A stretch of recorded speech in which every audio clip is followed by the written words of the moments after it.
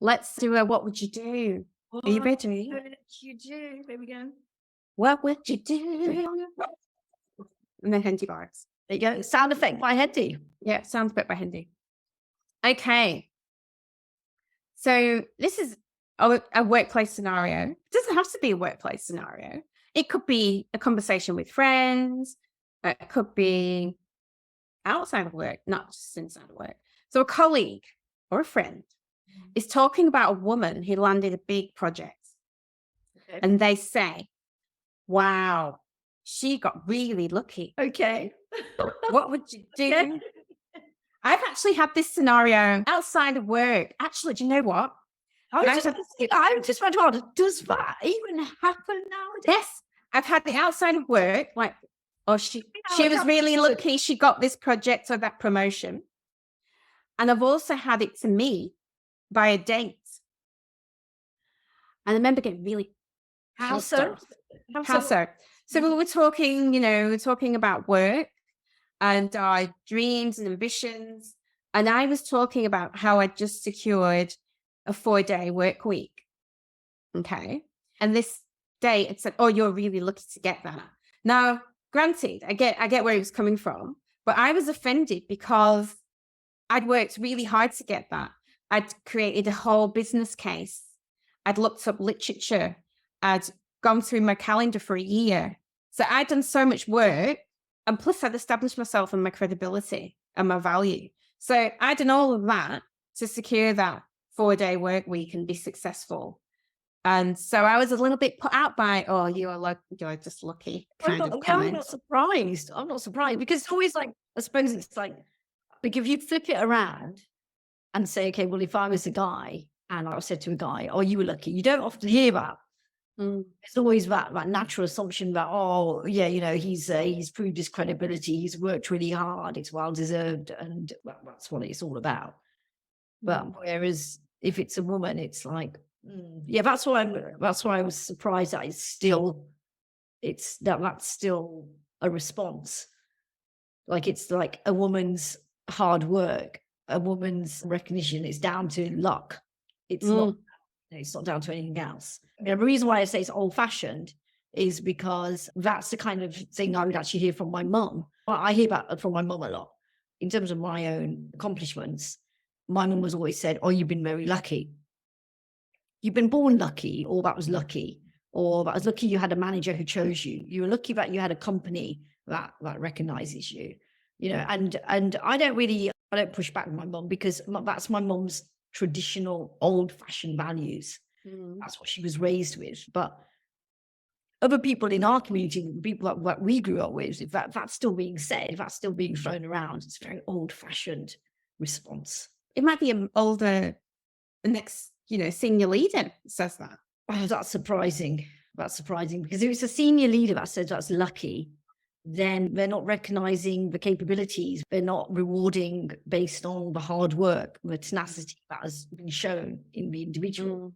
So Exactly. whether or not that be said to a man or a female, regardless, if that kind of comment is coming from a senior leader, regardless if it's being said to a male or a female, you're not recognizing the hard work and the tenacity that has got them to that position.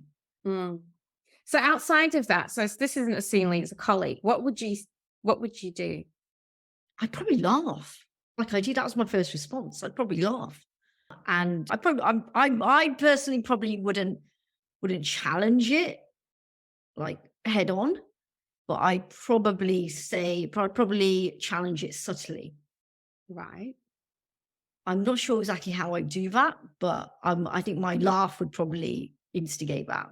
If I'd probably in response to that, I'd really laugh, and then I'd probably very subtly then highlight the fact that it was my, that I worked hard in order to. Well, I because I felt harmed by this offensive faux pas, I'm very conscious of that. I've said, oh, they're really lucky. I've said that about certain things, but I'm very conscious about saying it about somebody's achievements. You know, somebody's met a great guy. Oh, they're really lucky. That guy's a wonderful man, kind of thing. Well, I In don't know. that sense. But with luck, I mean, for me, I don't know. For me, luck is a little bit. For me, luck, I also connect with, or for me, what's behind luck is very serendipity. So Mm, it's like just something you can't necessarily explain, where mm, where items come together at exactly the same moment to create that opportunity, and it's like a 1 in a million chance. It's serendipity, and yeah. that's when someone meets somebody. I often don't say, "Oh, we're lucky," because that meeting, it basically it takes yes, there's an opportunity for two people to physically see each other, but then it takes a lot of time and hard work and also collaboration on a highly personal and intimate level to create that spark. So yeah, so in terms of luck, if someone's lucky, then for me, that's I'd probably only say that if it's like a 1 in a million chance. Mm. Yeah, winning a prize or something. Like, yeah, of Yeah, course. big lottery. Yeah. Yeah, Use it in that that's what- context. yeah. Absolutely. And how I responded to this, like I said, I'm conscious of it now because I was at the receiving end, is I say, I would comment. I wouldn't challenge the person. I would comment on what they said. I would say more than lucky, more like worked damn hard to get that. Just thinking, all they had to do to get there was pretty amazing. So that's kind of what I would say. I would just comment. I wouldn't, just, you know, to make them think about maybe what they said. But this is what it says, why it matters. Getting recognized for accomplishments can make a difference, especially when it comes to performance reviews or promotions. When achievements are attributed to luck rather than hard work or skill, it minimizes them. A colleague is talking about a woman who landed a big project. They say, wow, she got really lucky. So you could ask your colleague, you could say, I'm curious, what makes you think it was luck? That's like challenging directly, right? Yeah. This may prompt them to slow down and rethink their assumption. If your colleague responds in a way that suggests they doubt the woman's abilities, you might want to press more and ask why they think she's less competent. Is there a reason? Can they give an example? If not, that speaks for itself. And why this is even in here, because it's about bias, obviously, is that, you know, we tend to overestimate men's performance and underestimate women's. We've talked about that a few times, and women do it themselves. Because of this, we often attribute women's successes to getting lucky, having a good team, and women will say that themselves. When they're successful, and it's good to acknowledge your team, absolutely, but to only do that and not recognize your own work and efforts, that's kind of common with women. Getting lucky, having a good team, or other explanations that diminish their achievements, while we accept men's accomplishments as proof of their abilities. You know, Yeah. that is the end of what would you do. But yeah, you did. I just remembered that situation where I had that. Somebody said that to me about myself, and I was like, Yeah, you know, it's really strange because as you mentioned that, I was thinking because I went through been through two major career changes, and they're so vastly different. Often when that comes up, I've probably had that comment of, "Oh, you were lucky to get that opportunity to jump across," but it's been surprised. It might have been said so many times that it's now ingrained that I just kind of wash it off now. yeah, well, then, you know, that's the thing. But that's the suggestion. The suggestion is that that's all that was involved, Yeah. which is obviously not the case. Right. Have we got time for what would you do? Yeah, let's do a quick what would you do? All right, let's see. So here's your what would you do. So this is work scenario. In a meeting, a client only looks at and speaks to the men on your team. What would you? That's an unusual one, but probably a common one that comes up. I know if I now think about it, I know in scenarios that has happened to me. Now, previous jobs where I've been required to work with people in global locations, I have found in previous jobs, actually in a previous job, I was looking after a portfolio which was for the India Asia market. And I remember one of the first, I remember in that role, in the calls where I did find that I had to prove myself in the first few calls to gain trust, and then the work would then progress. But I don't know where, I don't have any to compare it with. Like, for example, if there was another male on the call with me, because it was only myself, and I felt that was maybe a bit of a challenge where, because I was owning and managing and leading a particular portfolio single-handedly, and I was the only representative, when I was speaking with my global counterparts in India and the Asia markets who were female, there was a different approach compared to when a male counterpart of theirs would come on the call and they would ask me questions around my background, which wasn't relating to a task at hand. Mm, That makes sense. yeah. So, Well, yeah, but then again, it's maybe there could be another perspective here. Let's say you're in a board meeting and you're not there's no eye contact, for example, and there's eye contact. They're talking to the other male counterparts in the room. It could be that the speaker might feel uncomfortable speaking to women. Could be a cultural thing. It could be the fact that they may not have had experience with women in the room before. So maybe holding space for that consideration could be a factor. okay. So why it matters.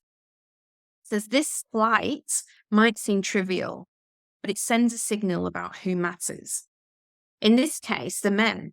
It can also create a dynamic where women miss out on valuable chances to join the conversation and shape outcomes. When this happens, your team isn't able to put the best foot forward. And it says what to do. This is obviously a suggestion. Do your part to make eye contact with everyone and try to find ways to bring more women into the conversation.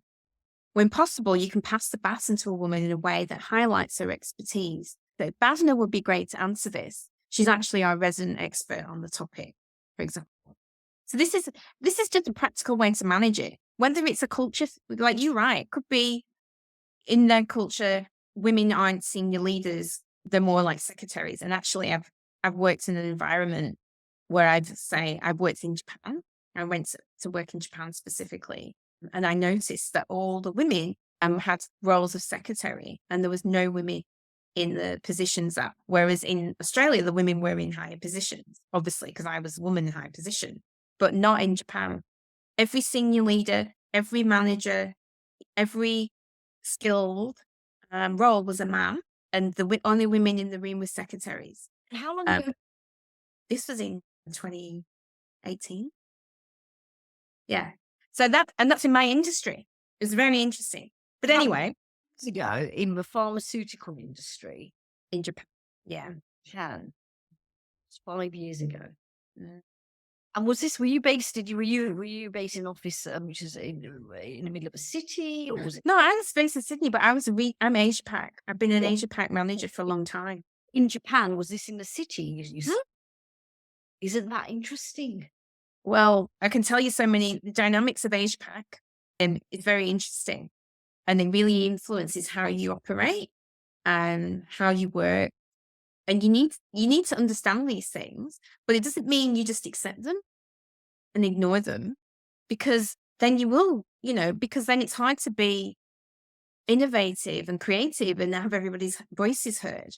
You hire people for their value. And if you're going to be ignored just because you're a woman, then your value is not being taken in.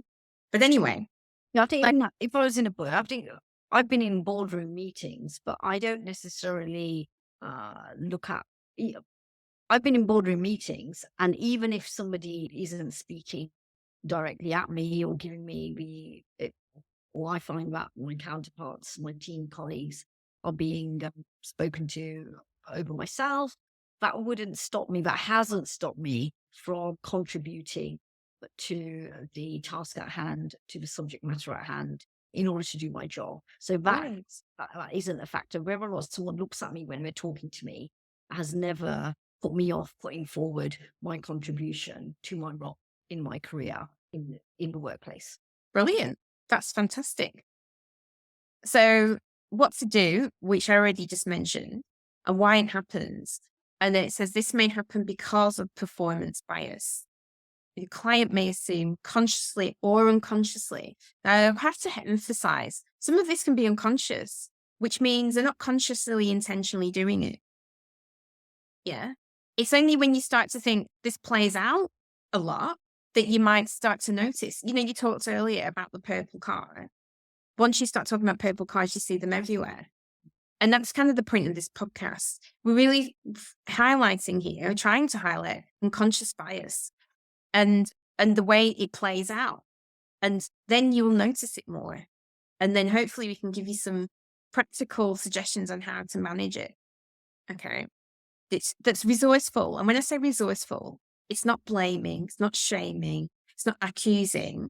It's resourceful because it's managing it so that you bring some awareness to it whilst making the most of the situation, as in making it empowering for everyone. That's what I mean when I say resourceful. So why it happens, this may happen because of performance bias. Your client may assume consciously or unconsciously that the women at the meeting are less competent and lower in status than the men. And if your client is a man, this behavior could also be the result of affinity bias, where people often gravitate towards others like them. So there's a potential unconscious bias rooted in performance bias and affinity bias there. I think I'm in that what would you do scenario. I think I'd go the other way, in the sense that if somebody isn't necessary, if I feel that the speaker is giving vocal attention to my male counterpart compared to me, it would motivate me to contribute even more to the conversation at hand, to basically to get them to look at me. So in this, what would you do? I think for me personally, it would probably be an instigator of, yes, I'm going to be vocal in this meeting. Yeah. And it's interesting about status, because something else I noticed, because I worked in Asia Pac with, managers, senior leaders. And I also noticed I'm going to say which ones, in some countries in Asia, women, if I would consider that society, women have a lower status. It's known, it's a generalization in that culture, in that society, women have a lower status. And then we have women that are in senior leader positions in that culture. I tend to find they don't speak at the table, even though they're in the position to speak, they don't speak. It's a really interesting what would you do question, because it can go either way, in the sense that I can understand that not being looked at whilst being spoken to, that can feel quite intimidating and not intimidating, that be inhibiting. When I was looking for, it can be inhibiting to a female in the room, and it may not necessarily encourage this person, the female, to speak up, contribute. Whereas other personalities, it would be seen as an instigator or motivator to be heard and really heard. And so it can go either way. I can see it from both perspectives. It can be seen as an inhibitor completely. I can understand that. My personal experience is that it's been seen as an elevator, as a motivator. I get that. Yeah, it's great. It's wonderful. There's two things that can happen though. Depending on how strong that bias is, you could be constantly talked over and cut off, right? Which is really, that can happen as well, no matter how motivated you are. And then also at the same time, think about that. Your behavior is to be heard, be seen. And you're really trying to get your voice heard and say what you need to say to contribute. So that essentially is an effort that the men don't have to make, right, in the room. And also, you have to be careful because, you have to be careful in the sense that then how you could be perceived as being pushy or aggressive, because your behavior is striving to be heard. So can you see how it gets complex? It actually play out. That's right. Yeah. But it's tricky to navigate. But if you're not in that situation, if you are basically then speaking up, even though you haven't been given that eye contact, then that is what you also have to be prepared for. And all I have to be mindful of is how I've got a contribution to make to this group in the workplace. How am I going to navigate it so I'm not coming across as overly aggressive, as rude, as all these things that I wouldn't necessarily have to think about. So, yeah. Yeah, and exactly. So imagine you sat there, you're thinking, how can I say I've got this really great idea contribution? How can I say this without being aggressive, without blah blah blah, being respectful, not sounding defensive? Imagine all this, Yeah. and actually just simply trying to make a point.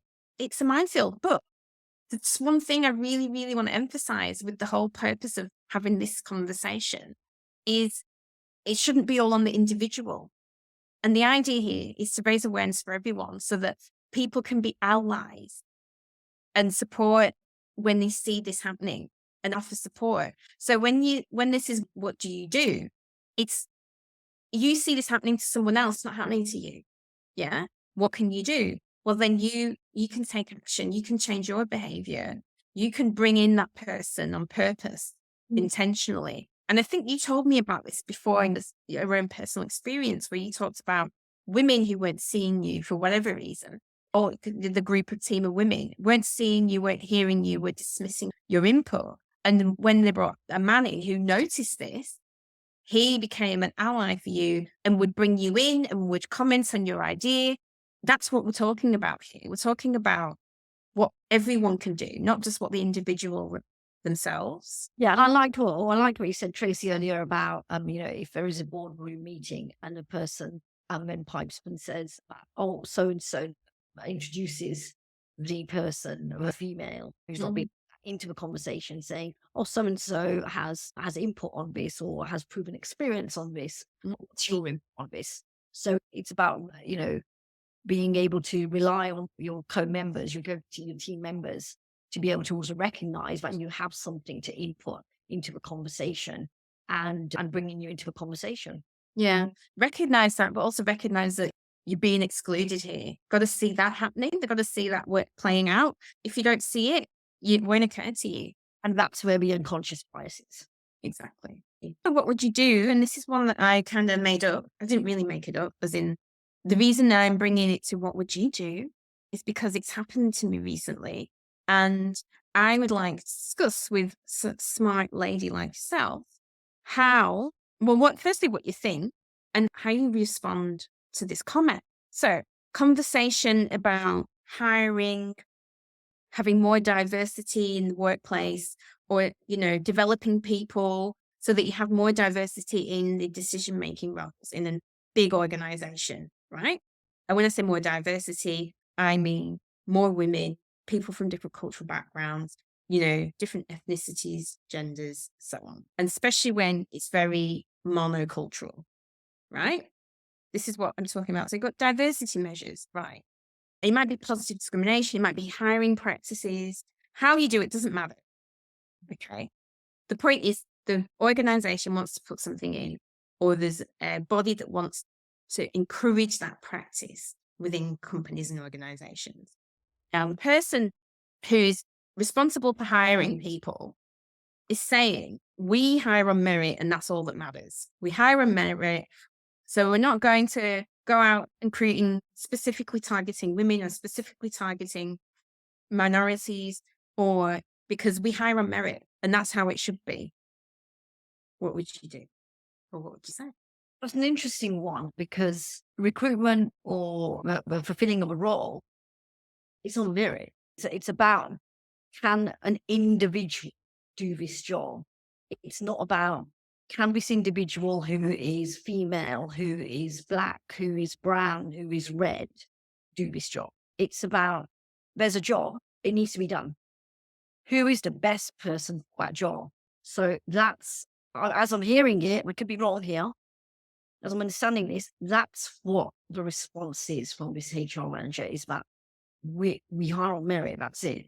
What I'm also hearing is that there's an attempt at targeting unconscious bias. In this particular situation, it is, for me, I hire on merit. Now, it's difficult to measure if recruitment is being based on merit, because you have, looking at a group that applied for that particular job, that's what it's dependent on. There are some jobs where it just so happens that there is no talent pool of females or people of color.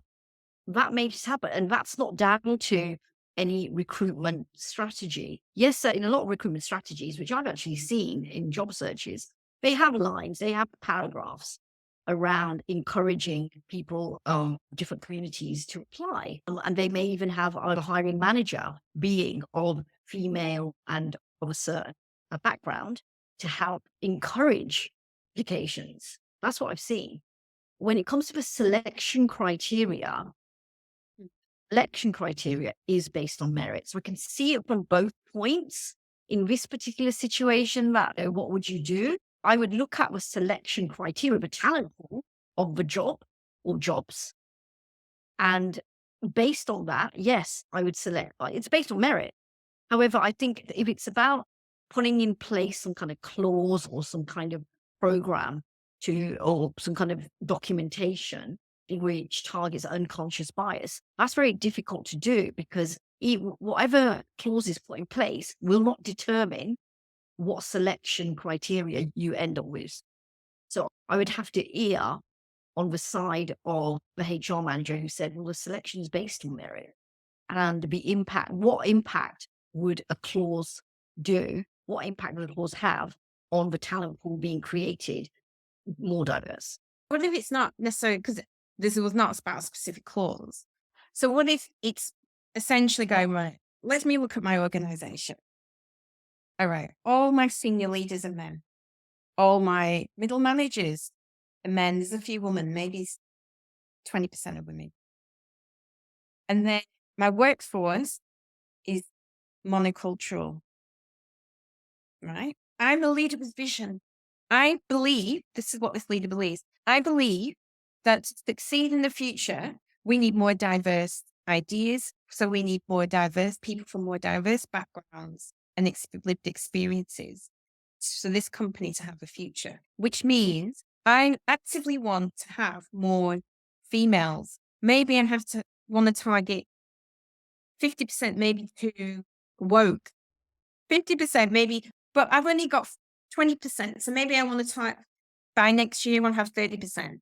Let's just go there, right? How do I attract talents from people from different backgrounds, cultures, lived experience? How does my company attract? This is what I want to put in place. It's not saying you only hire that person because they're Black, or you only hire that person because they're a woman, or you only hire that person because they're gay. It's saying, how do I attract the diverse talent? Because the fact is, whatever you're doing isn't working. If that's your vision, and some people, it might not be their vision, so that's fine. If that's your vision, whatever you're doing is not working. So how do you attract diverse talent? Yes, you can hire on merit, but if you're telling me every person that turns up for the job is a white male, then what can you do to change that? And you might not know all the answers. This I think for the HR manager, maybe again, I'm probably deep diving into this. HR manager, when we're saying about we're hiring based on merit, merit also includes that vision in the sense that, like, for example, again, and it relates back to the scenario where all women and all men, they're all different, right? In the same way that just because you hire based on color or gender doesn't necessarily mean that you get physical representation, but you may not get a voice of representation. So for example, you could have female leaders, but that female leader may not necessarily encourage other females. They may be very male skewed, and in the same way that you may hire somebody of an Indian background, but they don't champion their own background. They don't champion their community or what it stands for. So they're basically living a different lifestyle. And so I've been in situations where I've been in a company where there's been white female department leaders. Unfortunately, those white female leaders, their mindset, their work output was championing and voicing and representing different communities. Now, that's a great example of, even if it doesn't matter what, I understand the vision, in terms of vision, what you see, you're representing. And if you see it out there, then obviously you can become it too. But it's not that particular vision. That's not just based on just seeing it. That's because there's merit there. It's doing the actions as well. Yeah, You're absolutely right. That's what the HR manager is talking about. And in terms of, yes, we're doing it on merit. If there is, in that example that you mentioned about, if there is a company and all you can see is white male leaders in the executive leadership team, then it's a case of deep diving and saying, okay, what do those male leaders have, which none of our other workforce have? What's going on here? Are we giving training sessions just to the leadership team? Or are we not giving mentorship opportunities to the rest of our team?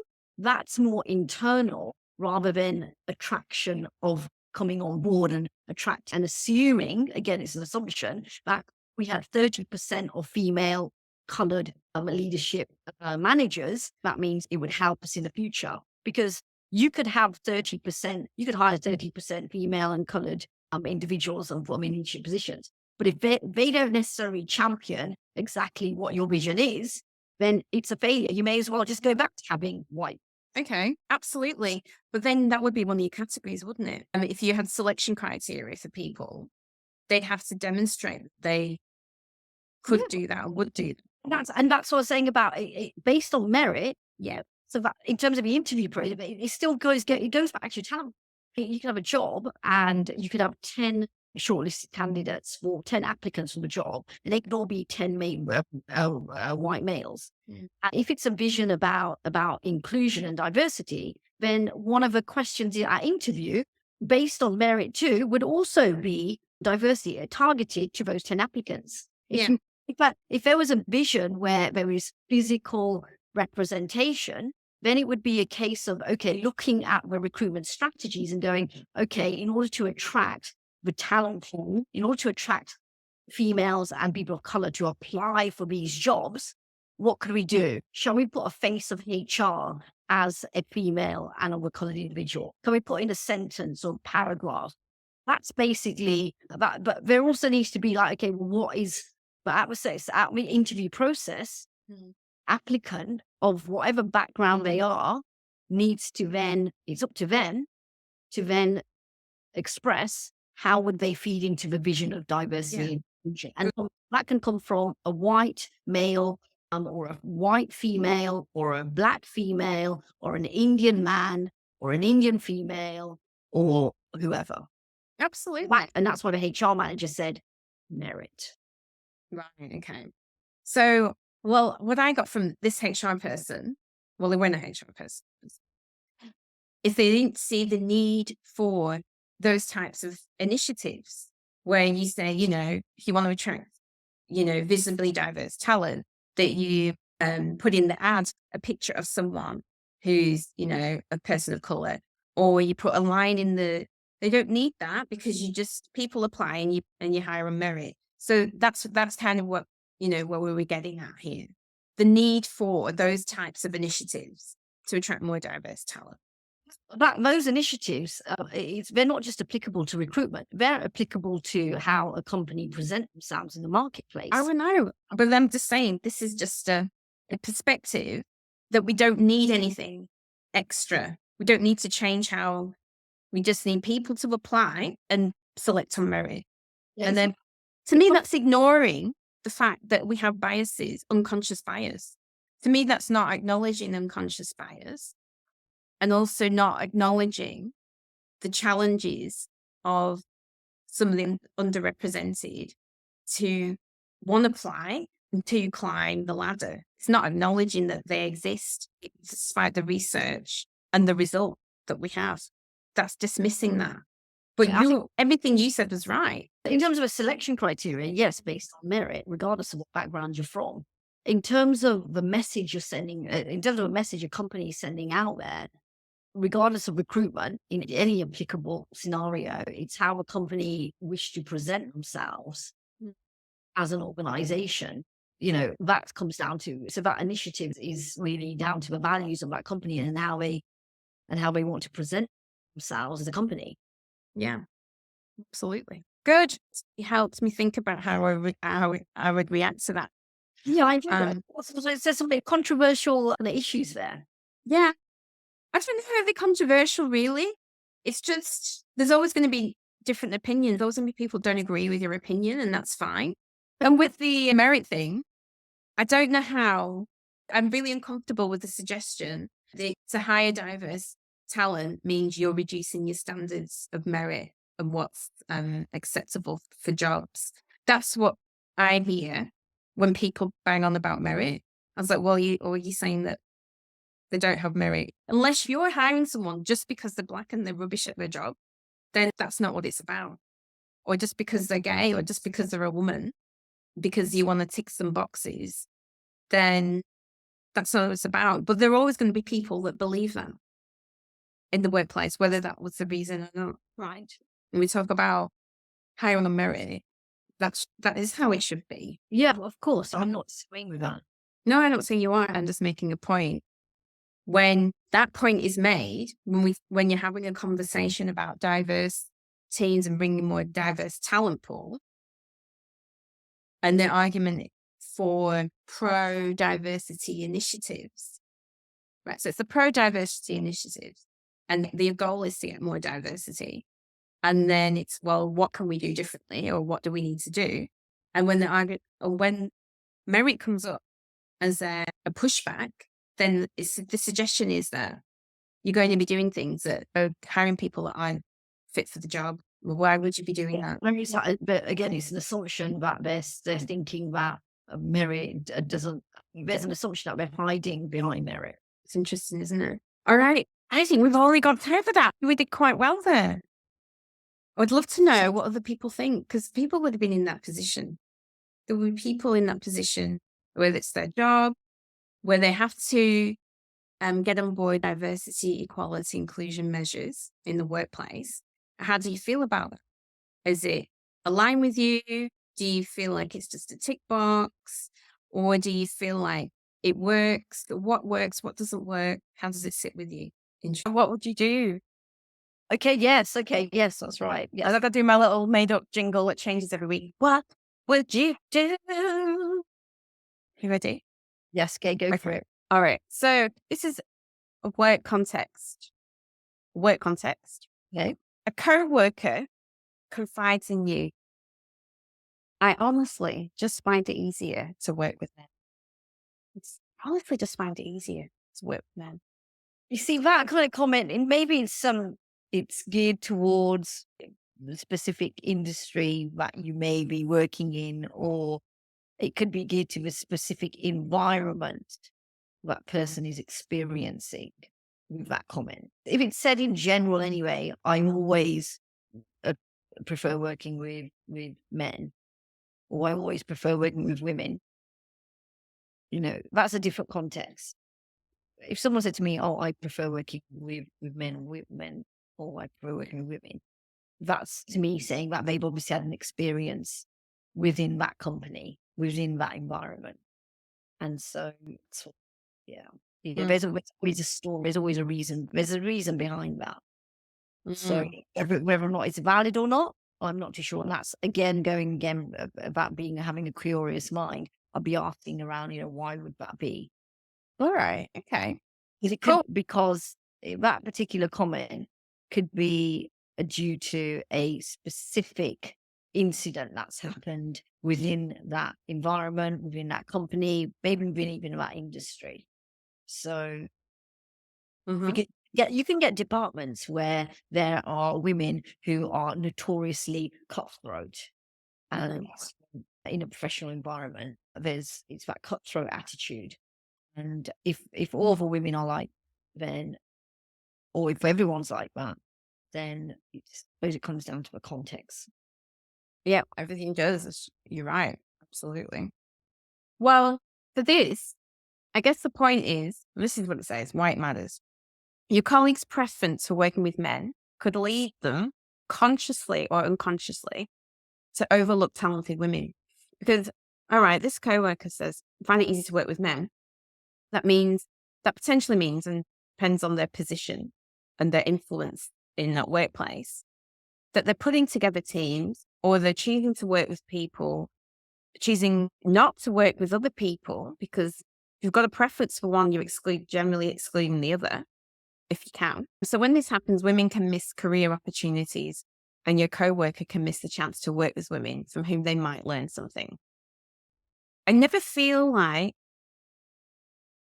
well, that's not true. I was going to say, I never feel like qualities I'm not liking in someone in a workplace is because of the gender. I was going to say that, but then I think about it. That's not true. Sometimes I feel like women are forcing certain behaviors to feel it more accepted, that they think is how they need to behave. I feel like that about some women. But anyway, another podcast. In that context, though, because if a woman says, "Oh, I prefer working with men," there's obviously there is likely to be an experience that has been had whereby there's been a number of women who have obviously not supported this woman, which is why she's led to say or to share the comment, "I prefer working with men."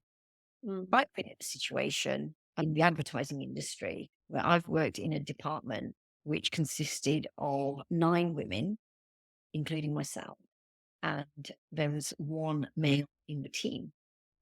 And I remember when the male was hired to be in the team, it was previously a group of 9 women in this one department. And when the hire was made and it was a male, and it was announced that it was a male, there was a lot of hype, there was a lot of excitement within the group.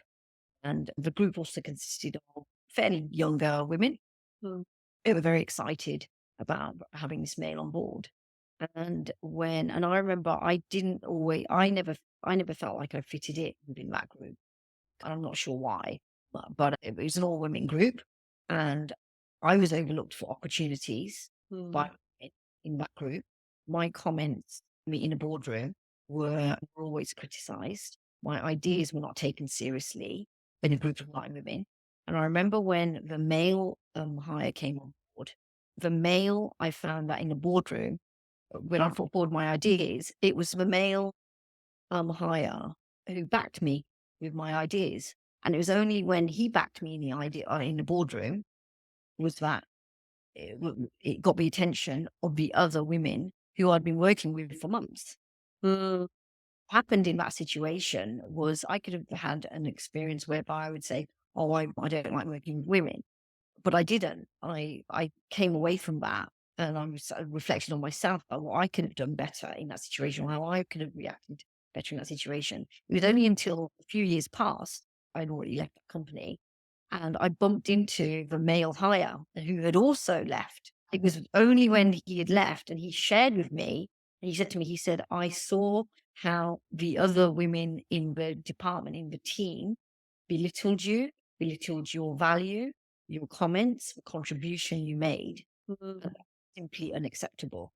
And so there are experiences where in the workplace where you have women and they band together and there may be another woman in the group and there's discrimination against other women. There are lots of situations, I'm sure, that happen in the workplace where women do not stick up for each other. Absolutely. You're absolutely right.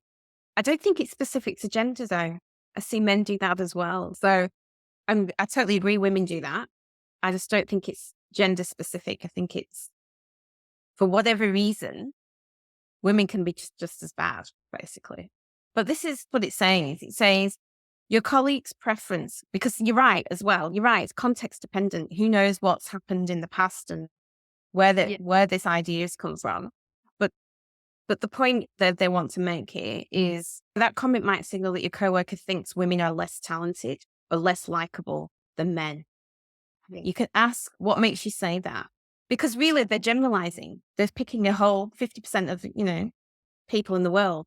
They're not saying, I find it easy to work with another person other than this person. They're saying men.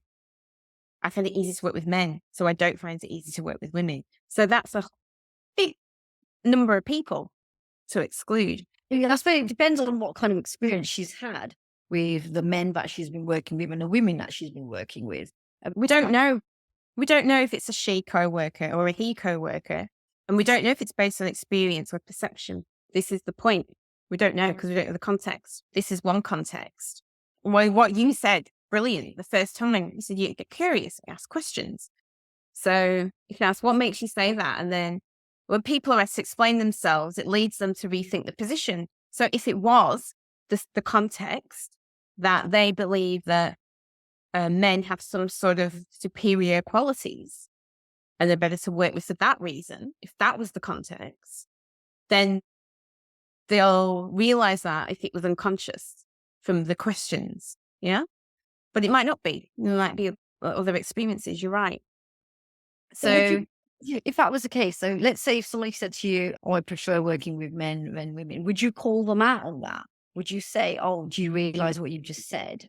Would you actually call them out? no, because I don't know the reason they said that yet. I would ask the question, what makes you say that?